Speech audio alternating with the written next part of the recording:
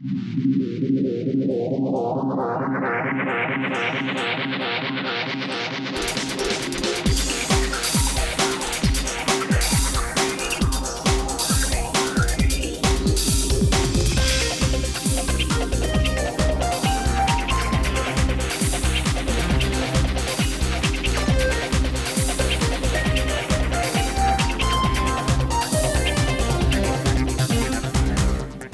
and a very warm welcome to the Adventure Show. This month it's all about waves. We're in the far north of Scotland in Thurso and we're surfing.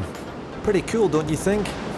Actually, it's absolutely freezing. We're at the northern end of the Western world here. The normal image is really white beaches, warm water, sunshine, palm trees. But surfing has two sides. Surfing has that bright side and it has a dark side. And then the dark side is really interesting. And here, this is really the prototype of the dark side surfing. It's just man and against the elements up here in every sense. You are exposed, especially where we are, right on the edge of Scotland and looking directly at the North Pole. And you get bashed up by the weather and the wind and just the elements, and you come home at night and you know you've worked a long day. It's a big transition, you know, surfing in board shorts all year round at home. It's a big change when you come and you start putting gloves and booties on. I mean, I'd never surfed with gloves on before in my life, or hood, before I came to Scotland, and so that was the first. It's colder than any other place, but conditions, you know, all the environment, the waves, they are perfect, and it's a super cool event. You know, I really think they should have more like it. Yeah, keep going north. But in this month's programme we're travelling the length and breadth of the country. We're heading south to the borders to join Cameron McNeish on one of his favourite hills. From there it's east to discover what's under the sea at St Abb's Head, and then we're back up to the far northwest to find out how physical exercise has helped one man in his fight against motor neuron disease. But now it's all about the waves. The top surfers in the world are here for the O'Neill Highland Open, and there's something special about those waves. When you're inside of the wave looking out, it's sort of everything goes quiet and it's like time stands still for that, you know, a few seconds you're in there and you get goosebumps because it's such a good feeling. You're really in tune with every drop of water. I mean, you actually see little drops of water coming. Everything else in the world is out of your head. You're just so focused. There's the scary aspect. There's some places we surf where, yeah, you are going, oh my gosh, I can't mess up on this wave. I'm going to get really cut up. And it's all part of why you're concentrating so hard. I can't mess up.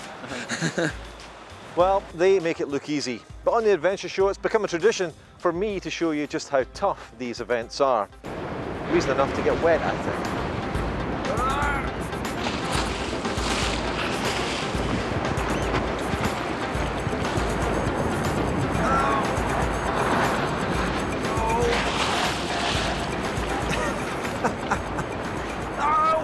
Oh well, at least I tried. Back to the professionals now, and the O'Neill Highland Open is the biggest surfing event in Europe. It's a 6-star rating and has a prize purse of $125,000 US. But that's just a small bonus for some of the top surfers. I once heard one of the competitors say once, the person that's winning any event is the person that's having the most fun. And when you get out in the water, you can have lots of bad surfs, but you're always going to feel better when you come in after a surf than what you do before you have a surf, because it's just something just gives you a lift. It's great, you know, we get to just do what we want to do and surf and travel the world and see all these great places. So it's not really like a job if you think about it, but it's good. Yes, it's not a bad life, is it? But surfing's not the most obvious career path for us Scots. So today Thurso's waters are dominated by South Africans, Australians and Americans. But no one should ever underestimate the perseverance of the Brits. Last year, Russell Winter from Cornwall took the top prize and achieved a perfect score of 10. Yeah, again, I didn't know how it was going to turn out, and I just paddled and just thought, oh, am I going to make this? And when I pulled up into it, it was just had to keep going and going, and you know, it's great to score a 10. I haven't scored a 10 in a long time. Totally stoked. I can't believe that I've won it. I mean, you know, it's a dream come true. So let's join the action here at Thurso as the world's top surfers take to the water. And it's Russell Winter who's up first, with the pressure on him for a repeat performance this year. I'm trying not to think about it too much. Obviously, I'd love to win, but it's always, I put it in reality, it's always hard to win anyway, so I'm just glad that I did win here, and, you know, I hope I can do well this year. And Russell's gone straight into the second heat. And to start with, everything seems to be going according to plan. Another British competitor, Sam Lamoureux, is with us to watch Russell's progress. He absolutely blazed his first heat. I think he got an 8.5 or something like that early on in the heat. He came off the bottom, hit it really good, aggressive, clean surfing. And then his next heat, I guess you'd say, I don't know, the wheels fell off it a bit. You know, he had great momentum, and I was actually starting to favour him for the another event victory. And it just didn't happen. He paddled out and he couldn't get away for love nor money, and he was eliminated. And that's because the level of surfing is so high in this event. If you don't get two good waves and perform to your best on them, you're not going to get through. And Russell just couldn't find a wave. I think he had one wave in his heat and then just left scratching around for another one. So no repeat of last year's success for Russell Winter, but in these early heats where four surfers harass each other for the best waves, it's not always easy to show off all your skills. And that's especially true for the Scots. Despite having some of the best waves in the world, no one north of the border is in the World Professional Surfers Tour. And the level on the WQS tour is so high now. I mean, it's dominated by Australians, Brazilians, Hawaiians, and it's definitely hard for English and Scottish surfer to get very far there. We gave a wildcard to the Scottish Surf Federation for their championships they had 2 weeks ago, and give the Scottish surfers the opportunity to enter the event. Chris Noble won the Scottish Surf Championships 2 weeks ago, and he got a wildcard into the contest. And a great chance for Chris Noble, still an amateur, to try his skills against the world's top professionals. Chris gave up his life as a fisherman and moved to Thurso for a job in a call centre, and for the surfing, of course. Surfing's a really exhilarating thing because you're not being challenged by other people as such. You're more challenging yourself against the conditions, and it's like challenging yourself against nature and seeing how far you can push yourself. When you take off, you can really see the rocks in front of you as you're surfing along the wave. It's quite an adrenaline rush at times. It gets a little bit scary, but I guess that's why we do it sometimes, is to get a little bit scared, but it's really enjoyable. It's quite a motivating factor as well. Pitted against the world's best, it's not surprising Chris Noble didn't make it through the round of 96. But this sport is about more than just surf. You need to have an iron will as well. Back now to Sam Lamoureux from Newcastle upon Tyne to find out how he got on in these early heats. It's quite daunting sometimes in a heat, you know, that when it comes down to the last few minutes, the last few seconds, and you know you need a scoring wave, because in the water we can hear what the announcers, we can hear the announcers, and they say, okay, surf in red, you need a 4.5 or you need a 7-point wave. So you're sitting out in the water just waiting for a wave, and I break down. I turn to an absolute emotional wreck. It's quite difficult to keep your emotions in check and just sort of get on with the job of surfing. Unfortunately, Sam's nerves got the better of him today. He didn't make it through the second round, but for him, surfing's not just about winning. One of the beautiful things about surfing, and one of the most frustrating things about surfing at the same time, is the unpredictability of the whole thing. You know, you're sitting out in the middle of the ocean, hoping that something that was generated thousands of miles away is going to come to you just at the right time.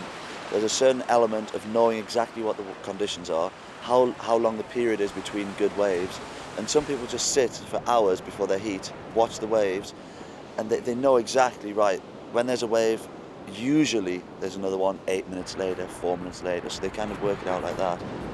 So not great news for the Brits at the start of the competition, but there's still plenty of action to come.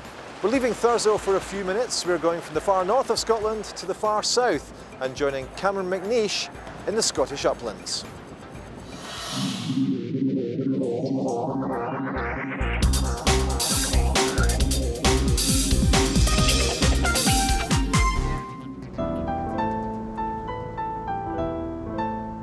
The Corbetts are Scotland's mountains that lie between 2,500 feet and 2,999 feet. If you like, they're the wee brothers of the better known Munros. Now, we don't have any Munros in Scotland south of Ben Lomond, but here in the Borders region, Dumfries and Galloway, we've got a huge clutch of wonderful Corbetts. And it often surprises me that people are willing to drive down the M74 heading for the Lake District and completely ignore all these terrific hills of the borderlands. They're wonderful hills with lots of little secret nooks and crannies. And one of my great favourites, and one that I'm going to climb today, is called Hartfell.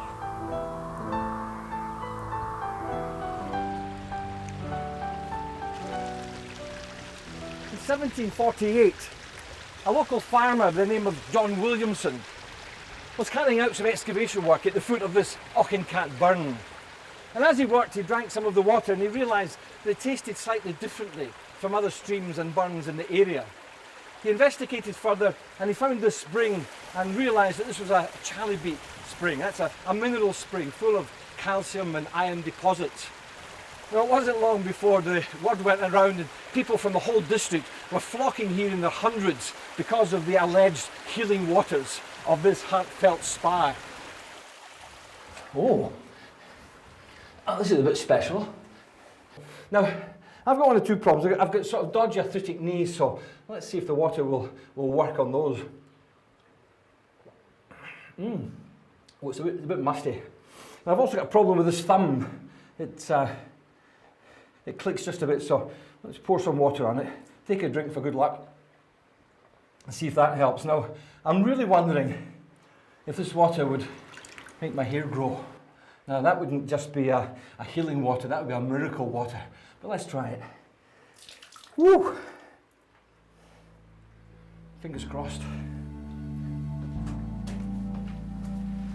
The history of the Hartfell Spa certainly took us back to the middle of the 18th century. But you know, as you wander these hills, as you climb up these slopes, you really are walking through history. And a history that goes back much, much further than just a couple of centuries ago. This little hill we're on just now is called Arthur's Seat, and it's associated with King Arthur, he of the Knights of the Round Table. It's a lot less well known, but certainly a lot higher than its Edinburgh namesake. And it's quite curious because there is a local legend in this area that Merlin, the wise counsellor and mentor of King Arthur, lived on these slopes. And he had the habit of occasionally turning himself into that small deer that represents royalty and the nobles, a small deer called a hart. I think I can safely guarantee that you won't find many harts or even deer up in these hills today, but you will see plenty of sheep, that's for sure. Hartfell, 2,651 feet, is at the very centre of the border country sheep farming industry. Your chances of seeing a working shepherd is far, far greater than your chances of seeing a working magician. You know, I left my explorations of the border country till it's pretty late in my hill walking career, and it's a great pity. I really wish I'd come here years and years ago because there's so much to see in this fabulous corner of Scotland. You can see around you, see these lovely rolling hills, ridge after ridge after ridge, these lovely wild valleys that, you know, they're as wild as anything you'll find in the Highlands. And these beautiful cleuchs, these steep-sided narrow ravines, this lovely name that's so descriptive, it's a name you only find in the borders, cleuchs, it's beautiful. And so often if you follow through these cleuchs, they'll take you into some very wild and remote areas where you could feel you're just, you know, miles and miles away from anywhere. Use your imagination and try and cast your mind back several million years to when this part of Scotland was covered in ice. Then imagine the great glaciers retreating and leaving behind this great big hole in the hillside. It was known for years and years as the Corrie of Annan, and then for a while it became known as the Marquis of Annandale's beef tub. And he would bring his cattle to graze here in this great big natural holding pen. Later it became known as the Devil's Beef Tub, and at that time the people using this as a holding pen were cattle thieves. Today it's simply the sanctuary of the odd curlew, the skylark, the occasional hill walker and the ubiquitous sheep. We've come down from the long Hartfell Devil's Beef Tub Bridge, which really is part of the watershed of Scotland, the spine of Scotland. We could equally have gone off to the east, down to the source of the River Tweed, and followed its long, sinuous course right down to the North Sea. As for me, I'm heading north, back to the Highlands, but it won't be too long, I can assure you, before I'm back on these border hills again.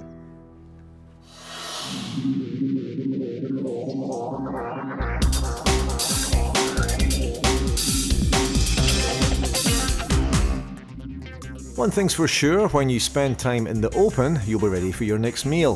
So Lindsay Cannon's joined up with someone who should know all about the pitfalls of camping food. Long-distance walker and gear expert, Chris Townsend. I always think that eating in the great outdoors, particularly in a setting like this, on a day like this, that the food just tastes so much better. But there are so many stoves on the marketplace today that it can be quite hard to make a choice. So what would be your criteria for choosing a stove? How many people are you going to cook for? Some of the smaller stoves are unstable with big pans. When are you going to do the cooking? Some stoves that work great in weather like this, but if you're in winter and it's really cold, which is the time when you really need hot food and drink, they may not work at all. And for how long?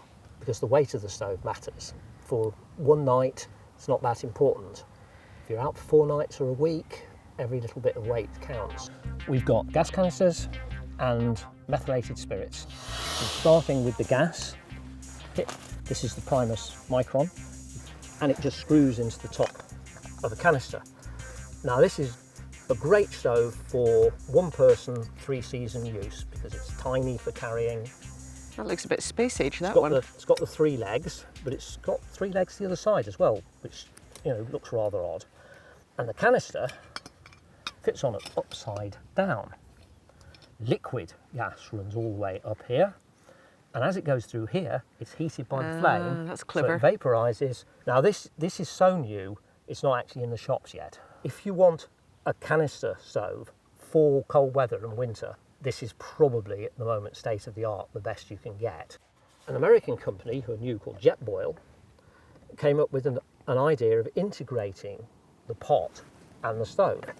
Now that's the stove, and they reckon this is 70 to 80% efficiency. It's really 2 people at most, because you can't use any other pots with this. We've also got one that's been around for an awful lot longer as well. And this is the classic methylated spirits stove. It comes with pans and a windscreen. It's very stable, and the pot sits in there. The problem with the Trangia is the weight. It's good for groups, it's safe, it's stable, but given that you need more fuel as well, I wouldn't take a Trangia on more than at most a 1 or 2 night trip. People thought we like these alcohol stoves, they're too heavy. That burner looks simple, and they started making them out of old drinks cans. And this one, which is called the Caldera Cone, that's the stove made out of drinks cans. What's it like? Gosh, that's so there. light. But of course, you put that down, anything more than a tiny breeze, and that's gone out. So you've got your windshield. It fits together like that, so you've closed it in again. So effectively, you've got a similar system to the Trangia, but at about 1/4 the weight. If you had to give marks out of 10? Caldera Cone, 9. Trangia, traditional alcohol stove, but heavy, 7. Primus Micron, 3-season solo use, 9. Coleman Firestorm, winter use, 9. Jetboil, efficient stove, 7. Well, we've got the stoves, they're all tried and tested and cooking up a storm right now, and we have the food. But the thing is, would you want to eat it? We have 1, which is boil in the bag. We have 3, you just add water to the bag for those ones. And we have 1, which is really interesting, and it's a self-heating one. It smells quite tasty. Yeah, it smells okay, doesn't it? Doesn't look bad. Okay. Well, there's a lot of it. That's all right. I could eat that. Tasty, okay. We also have another freeze-dried meal here. Oh, doesn't look. Doesn't look quite as good. No, this is supposed to be spaghetti bolognese. So it should taste fairly similar. No, it doesn't do it for me. Possibly nutritious, but not very tasty. This actually looks okay. It's vegetable pasta Siciliana with olives. Sounds good. That's tasty. This is supposed to be an all-day breakfast. Smells good, doesn't it? So it's got bean sausage. I think it's even got an omelette in it's there. Supposed to have a bit of an omelette. In fact, I think I may have got a bit of it here. Not bad. Okay, but just not bad. And finally, the one I'm intrigued by, this is a meal which heats itself. You just add water, there's a chemical reaction, and it should be cooked. So this is real food in a bag. This is like the Wayfarer. This was cooked and then just put in the bag, so it's got all the liquid with it. That's good. Well, they say the proof of the pudding is in the eating, so marks out of 10 based on convenience, weight and taste. The Drytec Tourmat Pasta Vegetarian 8. Well, the Reiter Vegetable Pasta 9. First Choice Expedition Foods Spaghetti Bolognese 5. Wayfarer All Day Breakfast 7. Hunger Breaks Heater Meals Beef Ravioli 7. The only thing we haven't tried, Chris, is your favourite camping food. Well, yes, which I get from the local supermarket. Something to use as a base, such as pasta. And then packet soups are ideal for adding flavouring. This is some tomato and basil soup. Add that to the pasta, you've got pasta with tomato sauce. I've also got some grated mozzarella cheese to sprinkle on top. This man is classy. That is really good. I'm going to give you 9 out of 10, Chris. Wonderful.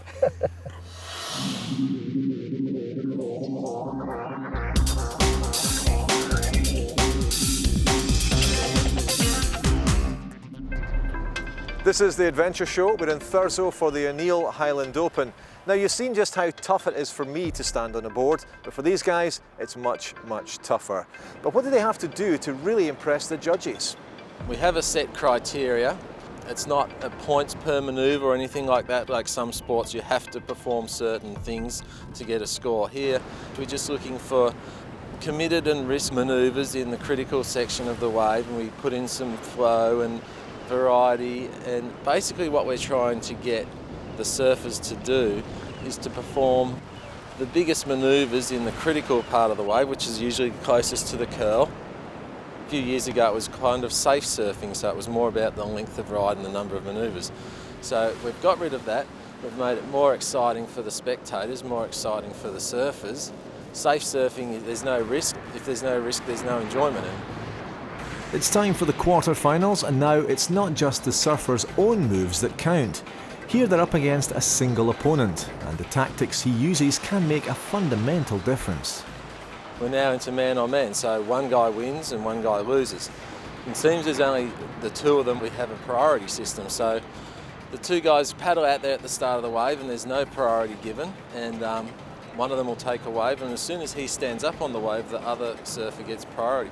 He has the choice of any wave that he wants from then on, but the minute that he paddles for a wave or he takes a wave, then he'll lose a priority as well. So you might see one of the guys sitting there and he needs a score, and he has the priority, and he'll hold the other fella off. So now that's perfectly clear. This year the quarterfinals are dominated by Americans and Australians.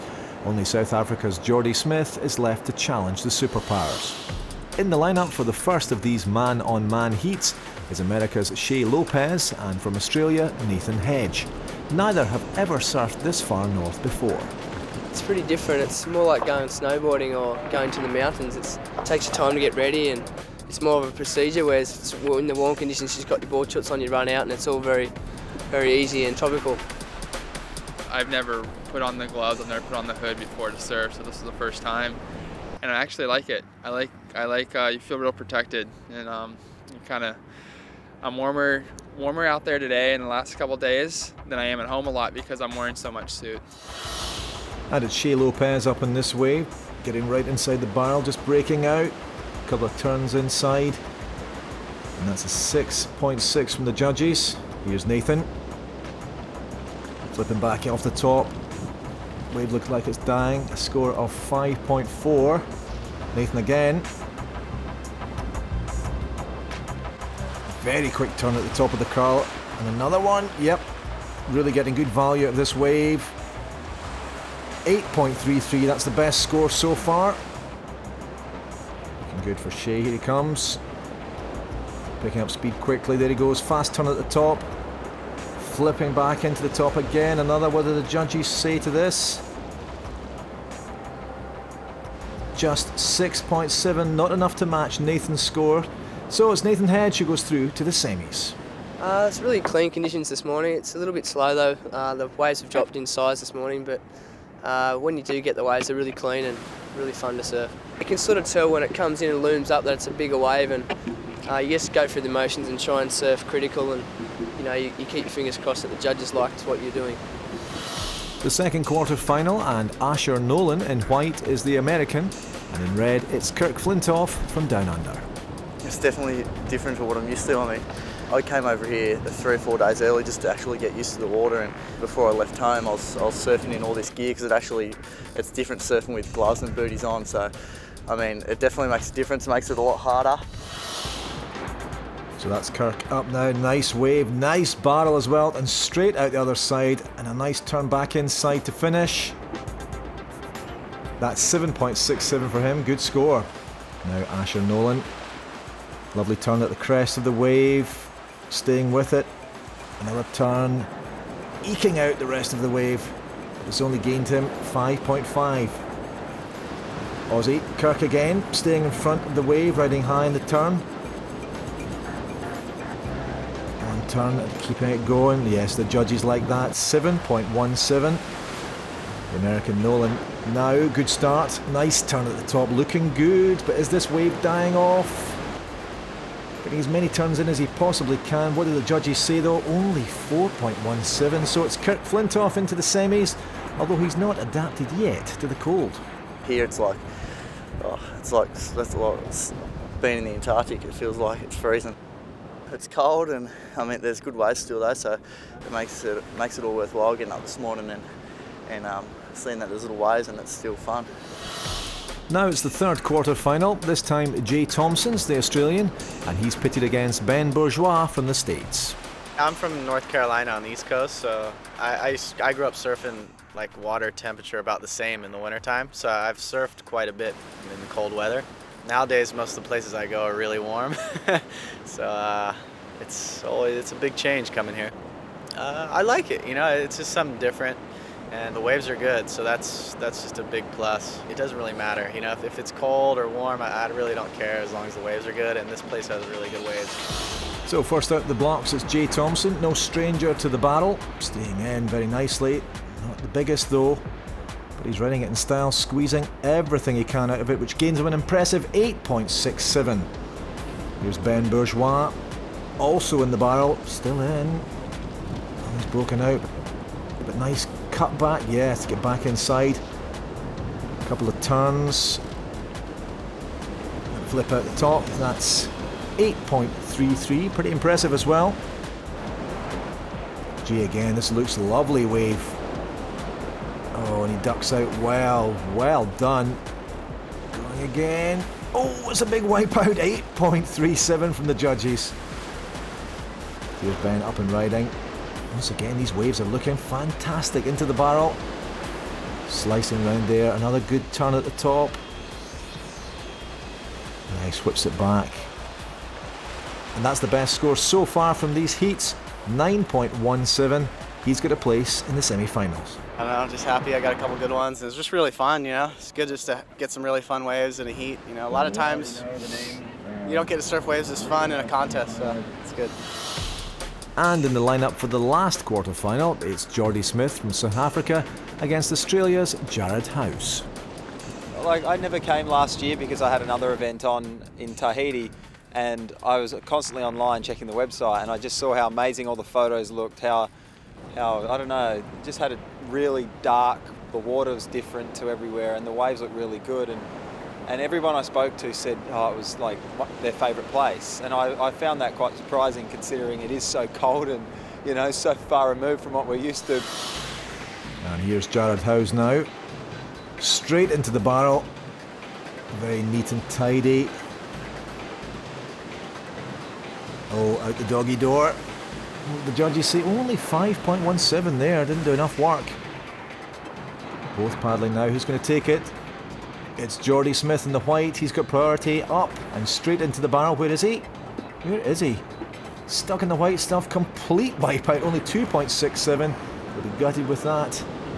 Jordy again. That's better. Good chance for a decent score. Oh, he's just struggling to stay on and off at the top. Not a bad result. 6.67.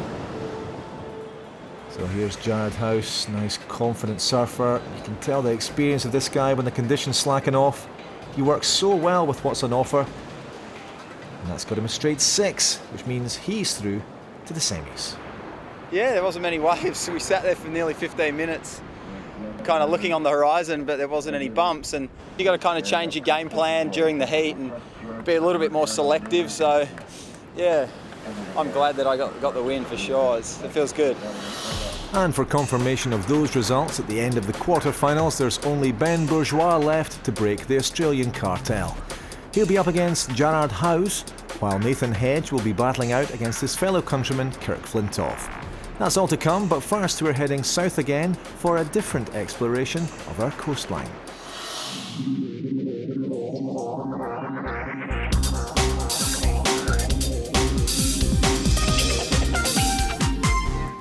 St Abb's Head on the Berwickshire coast is unique in Scotland. The cliffs are a national nature reserve, and the waters below them are the only place in the country where the sea has similar protection. 30 miles southwest of Edinburgh and only 20 miles north of the border, there are nearly 70,000 seabirds nesting here. There's no easier place in the UK to get close to a mass of wildlife on the cliffs, on the water and beneath the waves. Lindsay Cannon's discovering just how close you can get to its inhabitants. On the face of it, the birds are sitting there quite happily. They're not making any noise, they're not flying off. But we did have some work done recently by a PhD student, and he was able to put an instrument within the nest of the birds that actually recorded the heart rates of the kittiwakes. And this showed that when people were in close proximity to the birds for a prolonged period of time, the heart rates of the kittiwakes actually went up quite significantly. So they were getting quite stressed. And that could perhaps lead to breeding failure. What's been going on here? Well, we have a few remains of a bird here. What type of bird? Well, I'm actually going to sniff these feathers. It will give me a clue. Ah, the sure whiff of fulmar. Why'd you say that? Would you get that sort of thick, oily smell that comes up from the plumage? No signs of body parts here, so can't be absolutely sure what might have taken it. Ah, more clues. Here's one of the wings. So this is clearly a fulmar wing. Look at this bone here. It's been chewed and broken off. So my feeling here is that the predator is a fox. What a fantastic spot. And there's so many of them just on the stack here, and there's a bit of a whiff. Breathe it in, it's good for the sinuses. The vast majority of the birds we're looking at here are guillemots. The other most numerous bird are the kittiwakes, the small seagulls flying around with the black wingtips, and they nest on the sheer cliff faces. On the nature reserve in total, there are around 40,000 guillemots. Where they're sitting at the moment, the rock's like this, and I'm thinking they can't possibly, they're not nesting on that, are they? They are nesting. The egg is just laid straight onto bare rock. The egg is very big, that's the first thing, very heavy. So it's difficult to dislodge, it stays in place quite well. The egg has a distinct shape, it's pear-shaped. So if the egg is dislodged or disturbed at any point, it tends to just roll in a circle rather than roll off the edge. Just below us here to the right, there's 5, kittiwakes that are all up a little crack. The kittiwakes are quite happy on almost sheer vertical faces. They just need a few bobbles here and there, little crack here to attach their nest to, because unlike the guillemots, the kittiwakes do go to the trouble of building a nest. They've all got their own particular niche. The guillemots go for these wider, flatter ledges where they can crowd in shoulder to shoulder. The kittiwakes are on the more sheer, vertical faces. The fulmars will tend to be higher up on the ledges, on the grassy ledges, and the shags, being big and clumsy, tend to be on the lower rocks right down. This area is rich in wildlife on land, on the sea and underwater, but not all marine life is hidden beneath the waves, because as the tide heads out, another habitat is revealed. As a kid, I used to love cuddling in the rock pools, but you're still at it. You've never grown up. I've never grown up, you're right. Yes, the Peter Pan of rock pools. It's a fantastic thing to do for any ages, I think. As you can see, there's a whole host of different types and colours of seaweed. It's always worth having a sort of little stroke through the seaweed to see what you can see sort of hiding in amongst it. There we are, yeah. This is your common starfish. they can grow up to be sort of side plate size, so they can grow up to be quite large. Terrible eating habits though. Why? They throw their stomach out of their body actually onto what they're eating. Digest it outside the body and then suck it back in again. So yes, it's disgusting. You wouldn't invite them to a dinner party, let's put it that way. But, oh, we have got a crab, look, hiding away. There we are. Wow, it's a good size, isn't That's not bad. I don't know what you'd Well, put it in my hand. best way to hold it is like that, either Okay. side of the shell, and then if it does have a little nip, it won't get you. And the limpets themselves, I mean, a lot of people say, well, only limpets, but limpets are actually quite interesting critters, and they get up and move around when the tide comes in and go around grazing and licking the seaweed off the rocks, but have to come back to exactly the same place on the rock every night because they grow to fit. Is that fit the rock. right? Yep, so they come home Blimey. every time the tide goes out. I'm surprised at how much we've found in such a small area. It's great. Yeah, fantastic, very, very rich here, but you ain't seen nothing yet. Tip of the iceberg if you go further out under the waves. Absolutely amazing wildlife. It's a bit rough today. It is a bit rough, but of course that doesn't have an effect on the marine life here, which is incredibly special because we have Atlantic currents coming in here, so we've got Atlantic species like the wolffish, which are right on the south edge of their range. And we also have warm water species, believe it or not, that are brought in by the Gulf Stream that just comes over the top of Scotland, so it's a really unusual mixture of marine life. I can't believe the weather. But it is the only marine reserve in Scotland. Yep, which is terrible when you think how much coast we have in Scotland. The reserve is voluntary. How did that get off the ground? There was a little bit of controversy that the local people who were catching crabs and lobsters were a little bit worried that divers would take one for the pot, as is said, and that there'd be no crabs and lobsters left. So the divers said, fine, we won't take anything. And it sort of built up from there. So it wasn't just the sort of conservation of fisheries, but conservation of wildlife and education and the whole kit and caboodle, which is St Abbs Marine Reserve these days. And with the thunder rolling, it's time to beat a retreat for the day. To find out more about St Abbs Head and Scotland's other national nature reserves, visit their website at nnr-scotland.org.uk.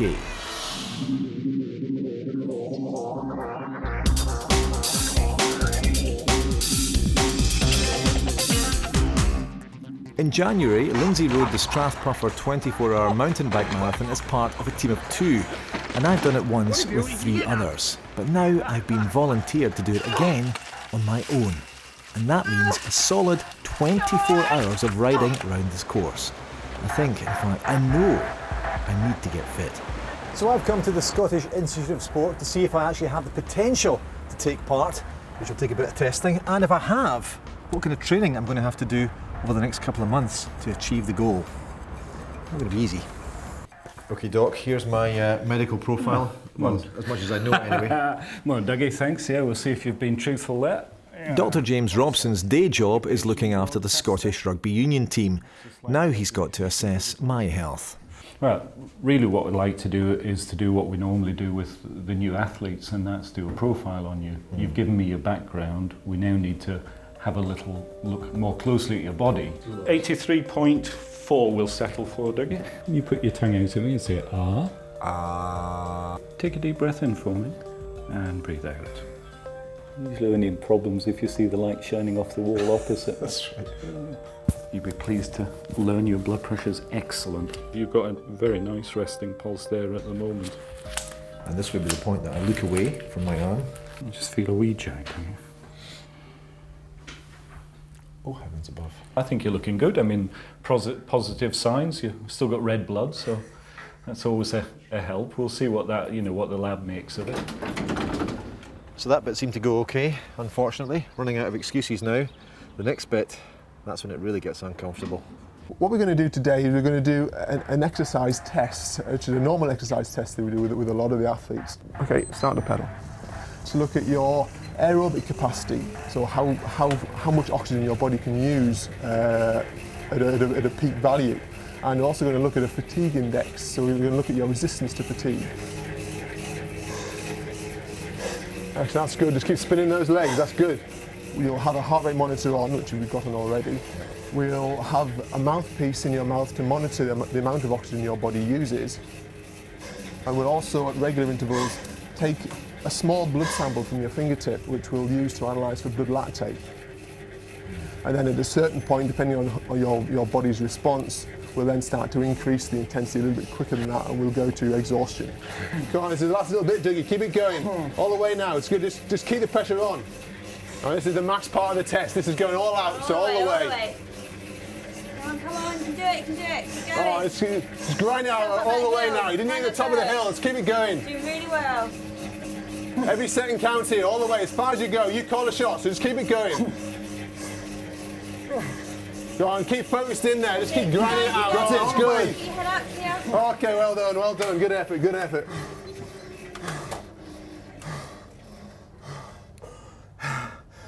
Okay, just keep turning your legs over. I'll take the resistance right off. Towards the end there, I was just sore, Thing is, when your legs or your body? Legs, body, heart, everywhere. Arms. It felt really painful. You have guys like the top guys like Chris Hoy, world and Olympic champion, going in here. Craig McLean, he's done wonderfully in bikes. Other guys like rugby players, Chris Cussett or somebody. Clearly these guys are athletes at the top of their game. I'm not. So what can you actually do for me here at the Scottish Institute of Sport? We're looking at certainly some regular training, maybe 1 or 2 hours, 2 or 3 times a week to get you in the routine of training. And then once you're into that habit and that doesn't feel quite as onerous as it perhaps will do at the start, then we can build on that and we can start doing more focused sessions. So you think Strathpuffer in January for me is a doable thing?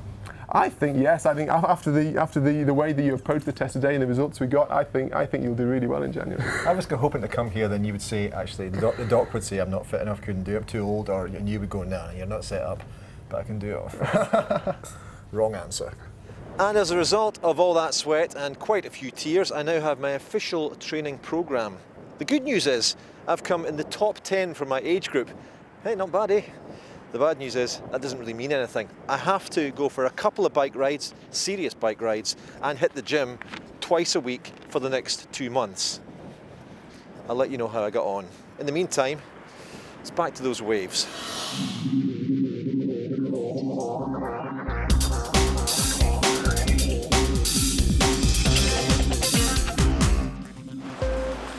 The unpredictable side of a wave is what makes it even more interesting. You can never really know 100% whether it's going to be still breaking or not, closing out. This is something you never know 100%, so the risk is a part of the spice of the barrel for sure. Here at the O'Neill Highland Open, the surfers aren't just in it for the big prize money, they're also passionate about their sport.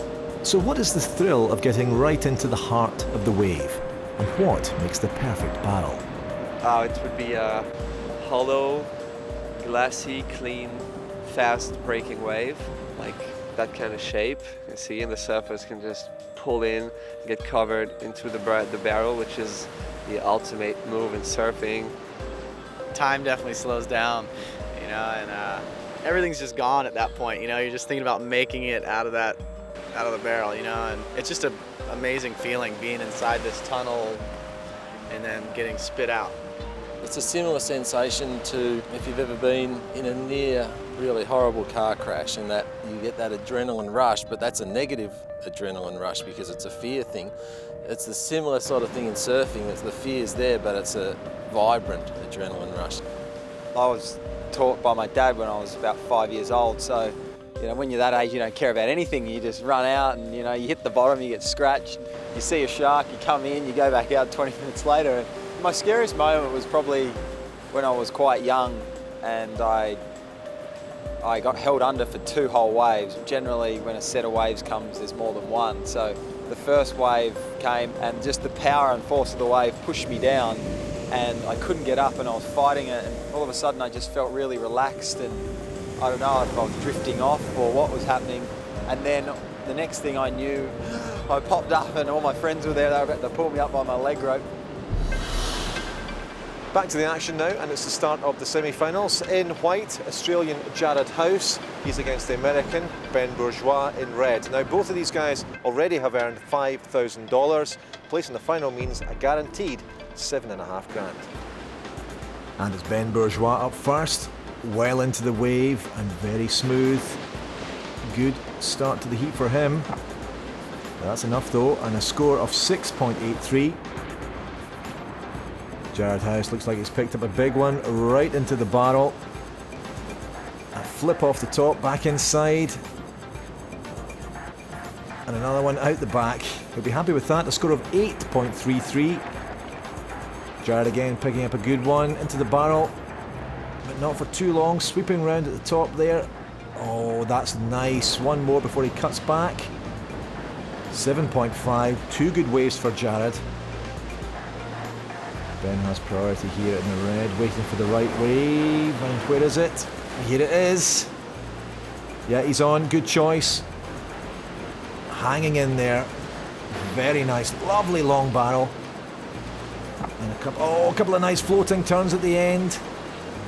Where the judges like that. 7.83. Definitely in contention here. And here's Jared again, appearing there through the surf. And that looks like a lovely barrel. Out. Good turn. He's racing along. Oh, floating off the top, making it happen. Yep, 7.5. That's enough. He's in the final. I've found a couple of nice barrels. The support on the rocks was great. Everyone was cheering, so yeah, it was good fun. Really good fun. It's a good feeling. First 6-star final, so yeah, great day. My feet are freezing.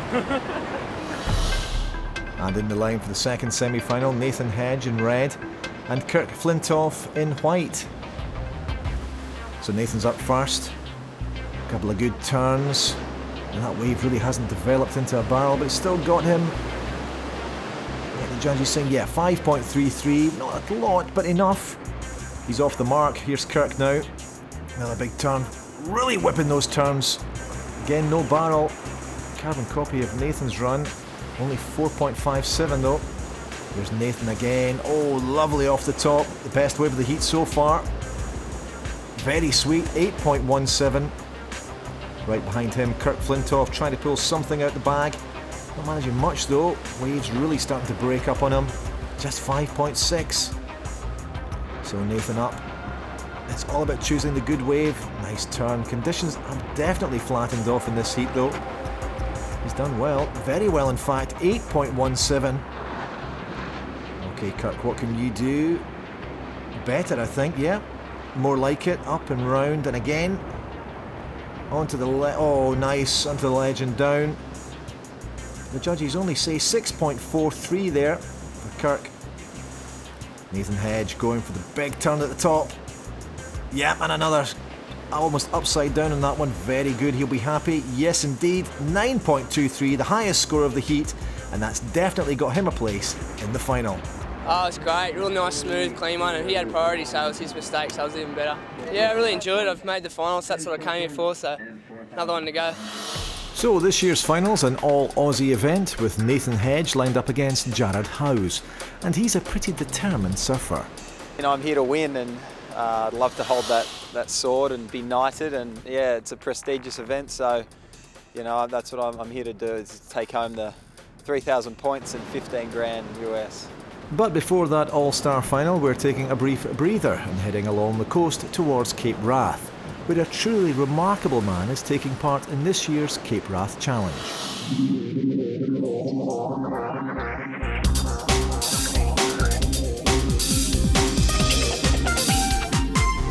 Good morning, runners. Good luck. Wild weather in the wild north, but in a few seconds they'll be off.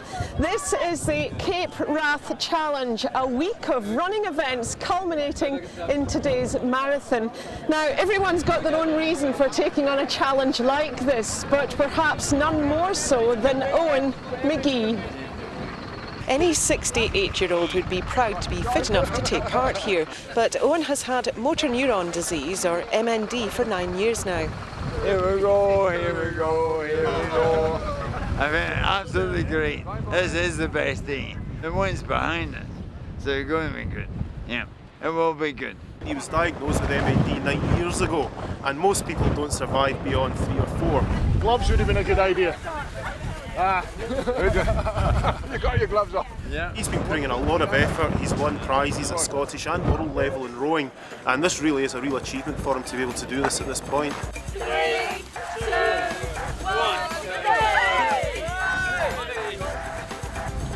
luck, guys. Okay, all the best. Bye. Bye.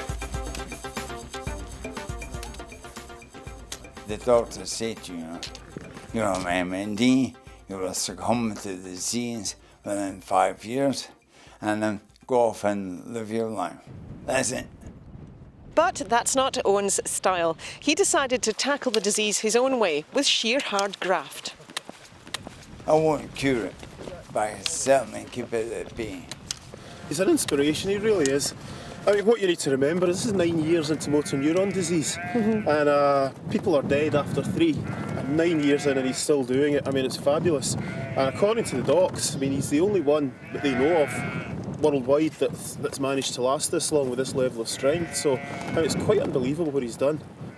Owen decided the way to fight MND was to intensively exercise any part of his body that he felt was becoming weaker.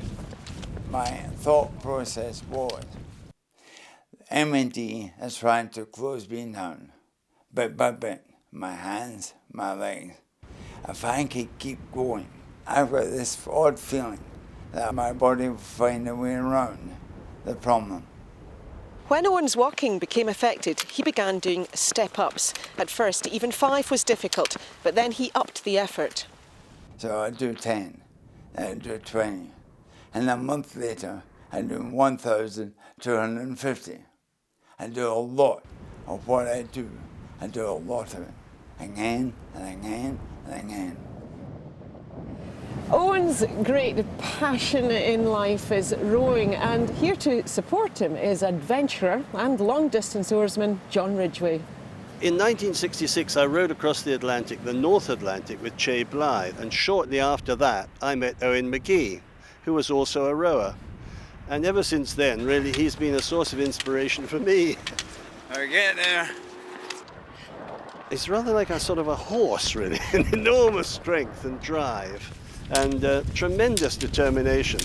And over the years, as I say, he's inspired me really to go on with the things that I've been doing. It's amazing what you can do if you're really determined. You know, I believe you can almost do anything, and he's a tremendous example of this for the motor neuron disease. Owen McGee's been an oarsman for 50 years. He's represented his country and now, despite his illness, competes in veteran World Masters events across the globe. For him, rowing is key to fighting motor neuron disease. I didn't want to hear what I could not do. I had to do something I believed in implicitly. Exercise, for me, was the only thing I knew I was good at. If I could keep that leg going, that arm going, then the body would somehow find a way around. It would redevelop something to combat this continual demand and making on. And rowing, of course, if you think about it, is absolutely marvelous. Legs, arms, fingers, back, stomach, and I can't fall over. I can never say to anyone, do this and you'll be fine. All I can say is, I'm doing it and I'm fine. As he says, well, none of us is going to win this race, are we? We're all actually going to die. There's no doubt about that. But it's something that he's going to take a long time losing the race. Good effort. So how was it? Not bad. Not bad. Excellent. Well done. Well done. Good effort. I would like to message across. There is life after diagnosis, and I have a high quality of life. I want folk to understand that they have to find their magic touch. There is a way to maybe not a cure, and you might lose the battle, but it can certainly take a long time. What an amazing man. We're here back in Thurso, we're at the O'Neill Highland Open, and we've reached the finals. There are 2 Australians, Nathan Hedge in white and Jared House in red. Best of luck to them. $15,000 is on the table. It's been an amazing week here in the far north of Scotland, bright sunshine and clear blue skies. But for the surfers, conditions are less good. The waves are definitely slacking off. It'll be a waiting game for this final, and with a 30-minute heat, each surfer is determined to use his priority to get the best rides on offer. So here's Nathan. And that looks like a pretty good wave to start off with in these conditions. He's got to work really hard, he's making the most of it. Yeah, he will not be displeased with that. Good start, 5.0. Nathan again, he got a really solid start to this heat. Some fantastic moves there, just shows what the experts can really do. A respectable 6.67. He's really making the most of his chances. The pressure all on Jared. So here he is. And that is looking pretty good. Nice clean turns there. But again, not the biggest of waves. You'd be wondering if he's made a bad choice. Yes, he has. Only 4.83. But there's still plenty of time for all to change in his favour. So here he is at it again. Looking strong, paddling well. There's nothing going on in that wave really, that's disappointing. Jared's up once more, could this be the breakthrough? Right into the barrel now. That's what he really enjoys, barrel riding. And out the back with a score of 4.73. So Nathan's up and riding. Great performance again, really getting in those turns. Nice one off the top again, very stylish indeed. He makes it look all so easy. And that's a well-deserved 6.83. There he is again, keen not to miss a single chance. Well in the lead at the moment. One good score from Jared and their positions could well be reversed. What has this got him? 5.37. So Jared now has priority. And this is where the strategic approach can pay off. But not this time, out the back. Only 0.7 to show for it. Priorities now with Nathan Hedge. Debate there, Nathan's using his priority, but not to any great effect. That's even lower, 0.53. The field is open for Jared to take advantage. He needs 7.4 to take the lead. That could well be on the cards with this. This could be the decider. That's the end of the heat, but neither surfer yet knows who is the champion. And this is what it's all about. Here's Nathan's best effort, a 6.83 wave. Very stylish, but not the highest of scores. That's what Jared's up against. It's the last wave of the heat, Jared's final attempt. Nathan thinks it could have cost him the title. Jared's not so sure. Last wave, I got a barrel and then I got a float a bit. Yeah, I mean, you never know, but I don't think so. Yeah, Hog. Cheers, man. I don't know who won it. I think you did. And finally, the result. And it's not enough. 6.1 for Jared, which means Nathan Hedge is this year's champion. It was fun. It was a bit slow actually. It wasn't as good a waves as what it was throughout the day, but you know, it was good to surf against him mate in the final. This year's winner of the O'Neill Highland 2007 is out of Australia, Nathan Hedge. Let's have a big round of applause.